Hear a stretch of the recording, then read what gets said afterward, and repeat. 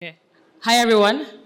Thank you so much for coming out today for this panel. I know, there were so many events last night. So to be out at 10 a.m. today, thank you for taking, the time out. My name is Chidinma Okoli. I'm a venture partner at Sahara Impact Ventures. And I'm also a member of A&A Collective, which is a community of 400 plus young investors in African ecosystem. And so we're putting together this panel just to explore the topic of corporate governance, in venture-backed companies. And so today I have my wonderful and well-curated panelists here. So could you just do like a very brief intro of yourself and then we'll kick off the session. Thank you. I'll start. Hi, everyone. My name is Olivia Gao. I'm a senior associate at Verod-Kepple Africa Ventures. We are a Pan-Africa Series A focused fund. We've started investment from 2022, and it's a pleasure to be here and really looking forward to this discussion. Thank you. Hi, everybody. I'm Lizzie by Amissah, very proud West African in the Nairobi ecosystem here. I am the managing partner of TBrA Ventures. TBrA is the Boardroom Africa. We are newly spinning out a gender lens and climate-focused fund from under the Boardroom Africa. I was most recently a partner at E3 Capital, and I've been doing energy and climate investing in Africa for 16 years. Thank you for having me. Hello. Is this on? Perfect. Hi, my name is David Nandwa. I'm CEO and CTO, founder of a company called HoneyCoin. We solve treasury and cross-border payments for businesses and run one of the largest financial super apps in Africa. Thank you. Hi, everyone. Thanks for having me. My name is Mathias. I'm the co-founder of Julaya. We're B2B fintech, digitizing payments for companies in West Africa. We're live in Côte d'Ivoire, Senegal, Benin. We're a team of 100 people. Last year we processed around $400 million worth of transaction. And we're also a portfolio company of VCAV, which Olivia is representing here. Thank you. Thank you so much and great to meet all of you. So we can just start now. Lizzie, I know that you're a board member who is also independent. So could you help us and set the stage as to what corporate governance looks like in practice for venture-backed African companies? I'm very happy to talk about that. So not the sexiest topic, but I think given what's happening in our climate now, it's very appropriate that we're talking about corporate governance and stakeholder management. Corporate governance, the discipline really came out of the roaring 80s in the US and in Western Europe when companies were there's corporate rating, there was a stock market crash. And really what it is a discipline where you bring together your shareholders, your board of directors, the management of the company, as well as any ecosystem stakeholders to promote the direction of the company, key strategy, and making sure that the operational management and its market fit really keeps moving. I mean, within that discipline, we've got financial management and oversight. We have disclosures, especially on the ESG side, and we also, as now an independent, we focus mainly on what's good for the company. I used to be a shareholder board representative as well, and I'm sure Olivia will talk on that. But really what we're discussing today is how do you leverage your board to keep you honest and on the straight and narrow? How do you leverage your shareholders, big and small, doesn't matter how big they are on the cap table, and really stakeholders in your ecosystem to make sure that you're driving your company in the right direction. Thank you so much, Lizzie. So Peter, if I could come to you, I know you have a very different experience because you're a seed stage founder who has raised an equity round, but it was a non-price round. So you raised a safe round, and so technically, you're not obliged to have a board, right? But you do have a board.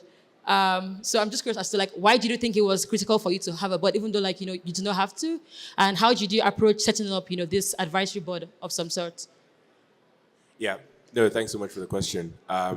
So essentially we, only raised one round on a safe, and when we were kind of structuring how we wanted governance to work within a company that has shareholders, but they're pretty much not, equity holding shareholders, I think the most important thing for us was just thinking about the perspective of what we want to, what culture, and also what I would say, relationship we want to have with our investors.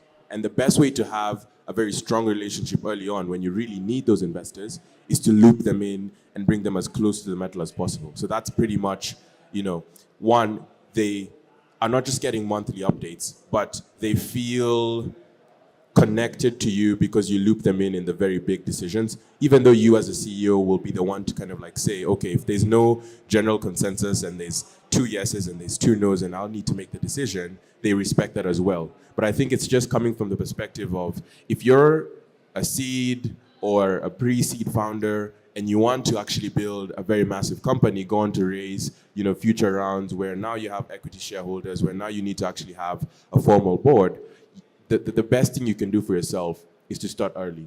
And what that does is it sets the stage for your investors to truly see, okay, I want to back David and I want to help him scale and I want to actually also help this company grow. And how that's benefited us actually is governance has even put us in the room with other investors who are current investors, have been very, not only excited, but enthusiastic to introduce us to and to like tell our story for us, because they feel that we've gotten governance right very early on. And so I think there's just massive benefits for founders in the growth stage, in the seed stage, in the Series A and above stage to really set up those structures, because it's almost as if you are preluding where you're actually scaling into. Mm-hmm. Yeah, and just to follow up to that, how did you approach, how did you pick who would be on the board? Yeah, so I think it's very easy. And I know a lot of founders would resonate with this, but when you raise money from investors and you have like a cap table of maybe 10, 15, maybe 8 folks, it's very easy to actually tell the people who are very intrigued about what you're building. They're the ones you're talking to the most. They're also the ones who maybe put in the most amount of money. Mm-hmm. But sometimes the most amount of money needs to also be balanced by the people who actually understand your business and are very excited about what it is that you're building. And so our board is structured with the 2 largest checks during our seed round. And then we also have the angel investors who came in the earliest as part of the board, because they've kind of seen the journey even before we went on to like raise more capital or significant checks from some investors. And I find that balance of high connection and then also highest amount of capital really equalizes, I'll call it the table, so that you can have these conversations and you have someone who has the most skin in the game and someone who truly wants to see you succeed, and they have just a smaller portion of skin in the game in your company in the form of capital. Awesome. Thank you so much for that. Matthias, so I know like you're kind of like a growth stage, pre-series A type company, and you actually have a board that was set up. So could you talk about how your corporate governance and board has evolved from, like your seed stage to now where you have like, growth stage funders on your cap table? Yes. So when we started, we didn't have any boards. So when we reached the pre-seed round, up until the seed round, there was no board, more like an advisory, but not really formal. Like we're just having a monthly checkup with some of the angels that invested. And when the real fund came in at the seed in 2021, this is when we set up the first board. So basically, as my colleague told, it's representing the financial interest. So we started with the largest shareholders, the 2 largest funds that invested. And then we also did a similar thing where we got the most active angel, which was not the biggest check, but it was the most active angel, as representing all the former angels. Yeah. Because even though that's now in terms of capital or equity, they represented minority stake, they still had financial interest in the company and still wanted their financial interest being defended. Especially when you're an angel, your biggest worry is that you're never gonna, you're gonna get very, very far down the waterfall, and you're never gonna get the money returned because you're gonna get like the liquid pref, which is taking your return. So this we made a lot of emphasis on that, and also to show that to the new seed investors that when the growth investors are coming, we are not letting them, on the side and saying, okay, well, you've done your job and now we're not talking to you anymore. So now we raised another round, pre-series A, we can call it, where after VCAP came also. And what we did is we restructured the board, so the angel that was representing the angel now has left the board, and also because they were not, I would say, partaking in discussion where, before they would have a meaningful impact, like they were really hands-on on sales, on, very, some stuff that is very operational, and then the board become more, I would say, strategic, with more like a very strategic decision, looking at, professionalizing the budgeting decisioning, which was before really to the team and not, with a review by the board. And we added observatory members. Before we didn't have any, but you got to keep a structure where the decision process is fast, or at least you can, you don't get to have a board that lasts for 6 hours before you come to a decision. So now we have 3 voting members and 3 observatory members. Yeah, awesome. Okay, so Olivia, I know like you're an investor. You're also like you backed Julaya as well. And if you just maybe talk about reporting a bit. So when you talk about corporate governance and the board, how do founders engage with the board? But like also, what do you expect to receive from them? So I know that in your like typical terms and stuff, there's like some info rights and just other things that you oblige the company to provide you. So can you just talk about some of those? Sure. Thanks for the question and also for the broader context. Actually, on Monday and Tuesday, we just brought all our portfolio companies to Nairobi for a workshop that's actually focused on corporate governance. And we had external speakers who also gave very insightful sessions about governance. So I might actually draw a lot of reference from that because I learned a lot. But also, just to also double click on what Mathias has mentioned, when it comes to board, you have the members that's nominated by the shareholders, basically investors, to be on the board.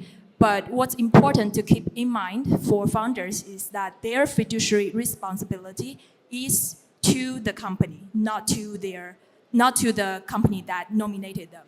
So they should, in good faith, act on or make decision on behalf or always be in the interest of the company. So I think that's what founders should always be proactive in terms of even selecting the board members or engaging with your shareholders about who to be nominated, because you want that person to be fully act in good faith. And then when it comes to board, like what we expect from the board itself, I think the board presentation is one of the big item that all of the founders probably are very stressed about if it's your first time doing it. So how do you prepare your board material? I think there are so many resources that you can look into. But also one thing I learned a lot from this workshop is that pre-board socializing is quite important, because you don't want to surprise your board with one big new project, because it's human nature that when it's a new idea, it's very likely for you to say no. But you don't want your board members to say no at the formal board meeting. So how do you engage your board members effectively before the board meeting happens, making sure that they understand where it came from and why you are proposing this? It will probably make your board engagement more active and effective.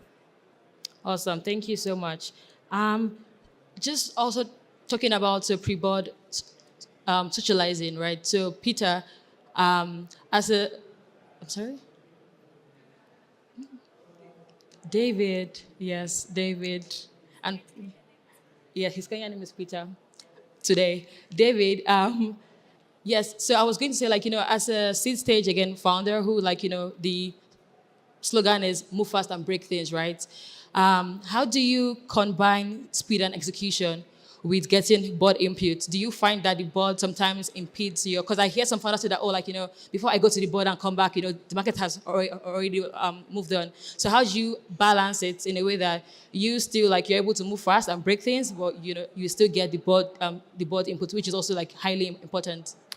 Yeah, no, it's such a good question, because I think one thing as a founder, as a builder, as an entrepreneur, you truly want to, I guess I would say, make decisions quickly, act on them, because you also feel that competitors in their best interest have want to succeed and they want to take as much market share from you as is possible. And I found what works for us is similar to what Olivia said, which is we never throw a major event at them immediately. In fact, what I start to do is you will tell them about it maybe 4 weeks to the next board meeting. And you'll send them materials maybe 2 weeks about what you want to talk about. So by the time they're actually coming and you're in the meeting with them and you're telling them, yeah, so this is what happened. This is what's happening. We've essentially either we want to scale into a new market, or either we want to make an investment into a company or into a particular thing. It could be a license as well. Those conversations that happen before the actual board meeting are the most crucial in getting a lot of, let's call it, decision power when the meeting is actually happening. Because you can also then have sort of like a temperature check, so okay, so I don't think, even if I float this idea 4 weeks later, it might not actually go through in the way that it's structured. But I will say from a product and let's call it a tech perspective, because a lot of us are running tech startups, of course there's others who are not, I've found that just keeping them in the loop of what our roadmap looks like never actually impedes on our speed. Because I always tell my team, one of the biggest edges that we have to our competitors is we move really fast. So we iterate on our products really quickly. We're launching features on our consumer offerings much faster than our adjacent competitors, even in the markets that we're in. And I've never found a scenario where that will be impeded by our investors, because they can actually see how resources are being allocated and what our roadmap looks like. So if you know what we're doing in 6 months or 3 months, even if we're moving quickly, it doesn't work, and we iterate on that and we change an item on the roadmap, that happens, I would say, in a way that if you know the future, you don't really care about the short-term speed of how those decisions are being made. And I think also that kind of pre-sending information, pre-updating information, it kind of helps your investors to also have that confidence in your decision making in the day-to-day. Because I truly believe you can't run a company if your investors do not believe in you as a CEO to make the day-to-day decisions. They pretty much care about what those day-to-day decisions will do in the long run for you. And I find if you're very forthcoming with that information, that the moving fast and breaking things is actually the least of their worries. It's more so how that moving fast and breaking things compounds into the success that you will have in the future, hopefully, and then also the quality of the company that you're building with the team that you've put together. Thank you so much. I love that take.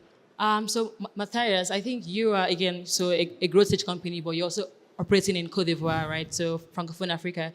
And you're a fast-growing fintech as well. And I'm just curious, if you talk about, stakeholder management, what does governance look like for you outside of the board? So how do you manage, your regulators, your customers, your management, aside you, the board, the investors? So how do you bring all these people together and ensure that you're carrying everyone along as you're making company decisions? Maybe just first to second on what Olivia and David said. I think one thing you learn along the way is that the formal board meeting is like a theater play. It's like everything's been already decided basically, and usually nothing goes outside what you had forecasted. Normally, if the board is well prepared. That's what I ended up finding out. About the stakeholders, I would say what you want to look for, and this is the job of the fund, to nominate a board member that is very tailored to your sector. Because, for example, for fintech, you would want to have a board member that is really knowledgeable about regulation, that will know that you're doing something. Because that's the biggest, threat that you have for fintech, is not being compliant with regulation will kill your fintech at some point. You can start like that. A lot of fintech, especially in the crypto space, are really rogue at first. But as soon as you reach a certain size, this is the most important point. So if you're in lending, you want to have board members that have this kind of experience, and that will prevent you from making the big mistakes. Especially, I can give you one very good example that is tailored to what's happening now, is startups that borrowed in US denominated fund, to fund their lending operations in countries where currencies have devaluated. It was a big mistake that was done before, and that they should have, that was at the board level, that it should have been prevented, because you want this kind of experience at the board level. So I would say for the stakeholders, I don't know how do you want me to relate to the board especially, but I would say that you expect your board to have like this oversight on all the strategic decision that can actually kill the business, basically. So this is what you expect from your board. Yeah. That's helpful to know. Okay, so I'm curious to learn from Lizzie. So when you look at, like, I think you already mentioned that earlier. So you look at on the board, right? You have people who are shareholders, and then you have people like who are independent, like you. And so, what's the role of one versus the other? And like, how do they? Because sometimes, as a shareholder, your primary goal is ROI on your investment, right? You want to return on your money. Well, as an independent, like your goal is like to make sure that the company is growing into the future sustainably. So how do you, or like how have you seen that companies, or even as a board member, like how do you navigate that balance to ensure that everyone is working together, and like conflicts are also being resolved and it's not impacting the company's future? Sure, thanks for the question. So I'm going to push back a little bit, because I think that, particularly given this last year, the number of venture-backed companies that raised a lot of money and that have had to fold, the objective of the board is exactly that, to be objective, to set KPIs, set OKRs, particularly for management. When a company is starting out, I think we also often think of corporate governance as, I need to have my ducks in a row before I get a board, before I start doing reporting, before I start setting up processes and setting up controls around signatory on bank accounts and things like that. I actually think, given what we've learned in the last few years, the bubble has popped, and in Africa in particular, we need to lean on corporate governance more early in the life of a startup than later. I also think that at the beginning, yes, it makes sense to put on shareholders that have written the biggest checks or the most enthusiastic angels, but as the companies scale and become more technical, shareholders should actually be bringing independence, because independents have the objectivity of representing what the company should be doing in the context of its market, product market fit, in its competitive landscape, and sizing its market. And so at some point, coverage for coverage sake from a shareholder actually doesn't make sense. Being able to bring in technical people who have years of experience, that have immense resources, particularly as you scale and you're focusing on bringing down cost of capital, you're building out your business units. And so what I think is really important is, and something we really should focus as a VC ecosystem in Africa, is looking at board effectiveness and board optimization. Having been a shareholder, board director, as much as you like to say you have two hats, I have a shareholder hat today, I have a board hat today, inevitably whatever's happening in your fund or in your portfolio, it will bleed in and affect what you decide. If you are out fundraising and you absolutely can't have a company die, you might bridge them when particularly it shouldn't have been your check, or you could have brought in more concessional or grant funding to be able to bring that. You also might push a company to the brink in terms of expansion and scaling before they're even profitable in their key market. And so what I think is really important here is that we need to start having tougher conversations. And corporate governance, remember, isn't just the board. It's also your shareholders. So even if somebody has 0.05% on your cap table, they will have something to bring. And I think particularly when companies are approaching crisis or approaching a pivot point, being able to have regular reporting, regular relationships with your shareholder who can see something you're missing, either in your niche or you're overseeing, is really, really important as well. And then to the point of stakeholders, as companies, depending on what discipline you're in, whether you're tech or you're more asset heavy, regulation and policy is going to be very, very important. So having your finger on the pulse to make sure that you're advocating for the regulatory environment that allows for your innovation to continue to grow, board members can bring that discipline as well. Thank you for that. Just before we continue, we'll have 10 minutes for questions. So if you have any questions, please start to prepare them, and then we'll take them towards the end. Okay, great. David, how do you also manage? So do you have someone on your team who leads investor relations? As a lean team, how are you engaging the founders? How are you able to prepare, all these reports for them while still focusing on your key business? Do you have any tips for, maybe founders in the room? Yeah, no, it's a really good question. I think when you're early stage, and I will say, yeah, we are actually a lean team. So I'm still the one who leads investor relations, although now we've kind of instituted, let's call it frameworks and flows for the data to be prepared so that I can collate it and put it together.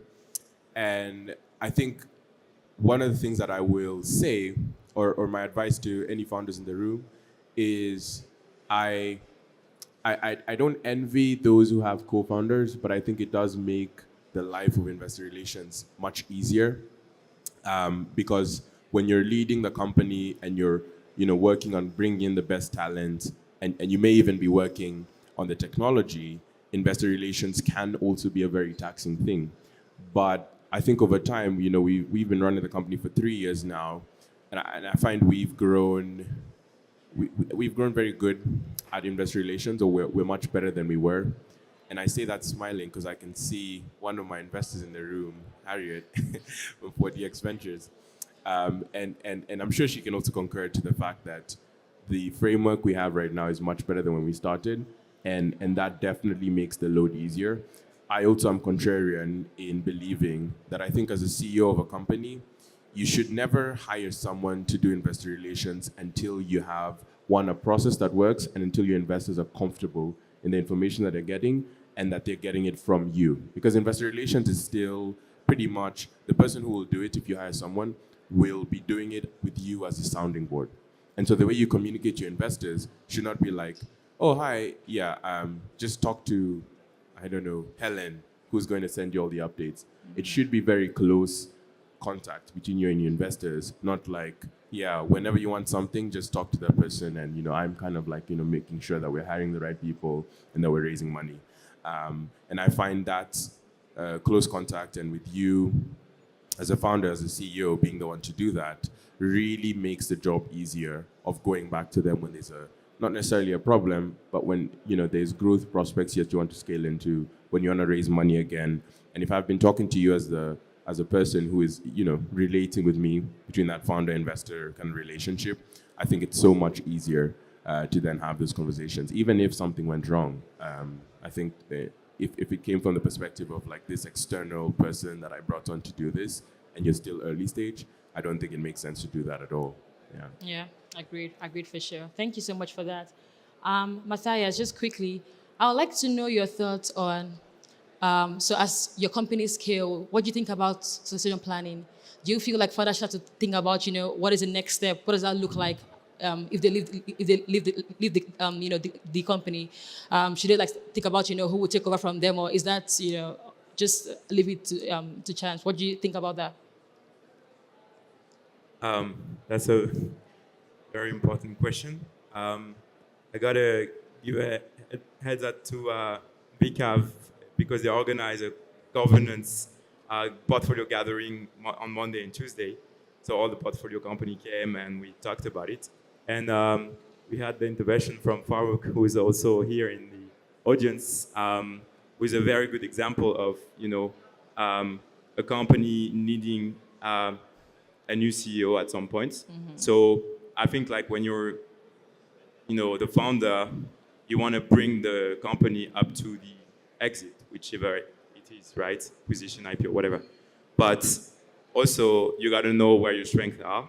And sometimes you're very good at building things, launching things, but you're really bad at bringing the moment where you're scaling to the moment where you're actually now managing the risk and the business is, just on a good path of, a corporate profitable business that needs other skill sets that you may not have as a CEO.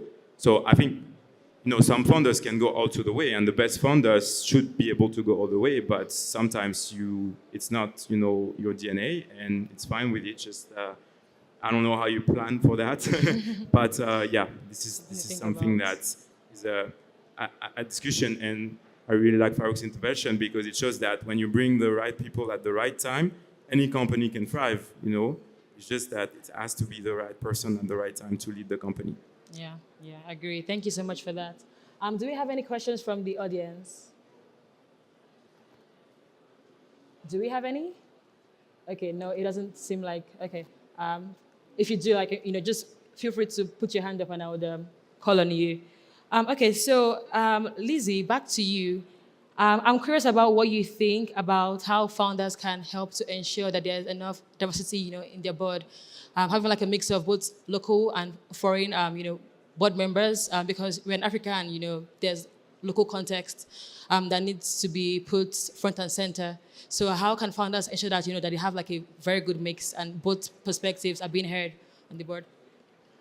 I think it's a great question. I'll actually share it with Olivia because I think the investor standpoint on this is really important as well. Yeah. I think diversity is incredibly important at the board level, not just foreign versus local, but also the type of strength you have on the board as well in terms of experience. Mm-hmm. I touched on it a little bit in my last answer, but as important as financial management, we talk about runway, we talk about fundraising, we talk about cost of capital, unit economics, ARPU. I think it's also really important to have people who have built things before, right? I think that's really, really important. I think gender diversity is important, but I think in relation to Africa, we have a plethora of founders, locally based founders, founders that are based abroad. And I think as the VC ecosystem is recalibrating, I think this is a great opportunity to make sure that we're engaging with boots on the ground. I think it's really important that your board members and your shareholders actually come and visit your office and go and see your clients, and they actually know how your business works, what your market looks like. And I think when you find people that are aligned not only with what the company is doing, mm-hmm. the product and service it's selling, the more diverse voices you can have, the more, shadow or blind spots that will be illuminated that you can confront and move forward with. I think as much as it is about consensus at the board, it's also important to have contrarian views. And not contrarian for contrarian's sake, but contrarian to really push and kick the tires to make sure that the direction that you've chosen, the strategy you're choosing, you keep iterating on it and you're staying dynamic so you stay relevant. Lovely, thank you for that. Olivia, when you're reviewing deals, would you say that corporate governance or the lack of it, is a deal breaker? Like, what are some of the key things that you look out for during DD, that kind of just shows that this company has a strong path ahead? Yeah, great question. I think what's tricky is that what you would usually see from the outside, a lot of companies, I think 100% would at least have an advisory board, if not a formal board.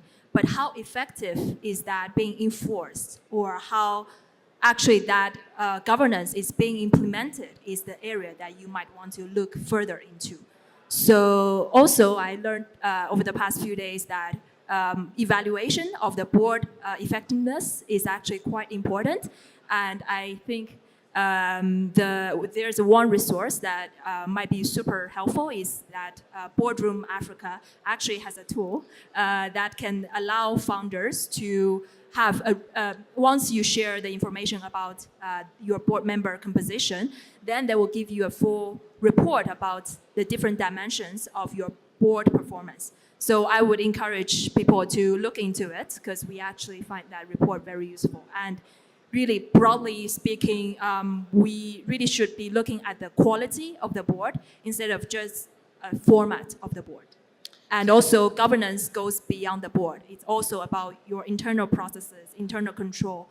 All the, as you said, the stakeholders are not only the board members, also the people on your cap table and your customers, your internal team, so on and so forth.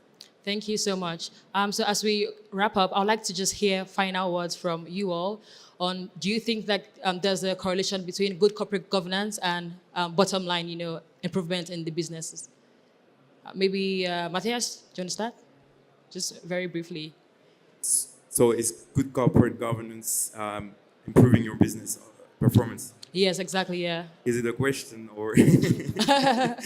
Because yeah, I think for sure, especially as Olivia said, like your internal processes should like be audited by the board at some point, and obviously the board cannot know everything, but it should be reflected on at every aspect of the company, and maybe to add on the resources, because I think there's like now an emphasis on governance, and we also had a very good, I think, explanation for that, meaning that now the venture capital industry is looking at having less risk, trying to reduce this, let's say, inherent condition of you get 10% of your company bringing the majority of your returns, which means that you take a lot of risk to find these companies that are very rare, and now having more like 20% of your companies that will bring the majority of your returns, or finding a way to de-risk your investments. So shifting the industry from the premises of what based upon, and so now founders will be like, oh, there are some stuff that you never heard about that you have to have in place, because now your investors are expecting these things to be in place. So one example is, for example, I hadn't heard of the D&O insurance before, and now it's like, no, funds are like, oh, what, you don't have D&O insurance, but you should have D&O insurance, because now we'll be looking at the board decision. You now see a lot of companies having trials because some decisions were not in the interest of the company or interest of the even employees. So this stuff, I think, is going to be more and more expected from funds, that founders know about it. Thank you for that. David, very quickly, just final words. Very quickly. Yeah. So I think for me as a parting shot, I would say I think it not only improves the performance of the company, but it also reduces the time to success. Because success for a company is any exit of any kind or an evolution to where it becomes, so let's say you IPO, or you exit, or you merge with a company that's more, let's say, mature than yourself. I think it definitely cuts the time to an event of that nature happening, because your investors are looking towards that event. They're looking forward to it. They love you. They love the business you're building. They might not love you, but they love the business, which is why they invested. But they do want that scenario to happen. And I think good corporate governance definitely shortens that time significantly to an event of that nature happening. And I think that's what all founders want. They want the success, they want the return to their investors, and they also want the return for themselves and their team. Mm-hmm. Spot on. Thank you. Lizzie? Yeah, I actually love that Mathias brought up D&O insurance. So I think obviously good governance does lead to an amazing bottom line, because you're able to really continue to iterate on and stay market relevant. But I think what's really important, and particularly because ANA invited us here, first of all, I'm very impressed with ANA, analysts and associates across Africa, sharing best practices and resources. Sometimes those of us at the partner level, we don't always make those things available. So the fact that you guys are networking laterally is amazing.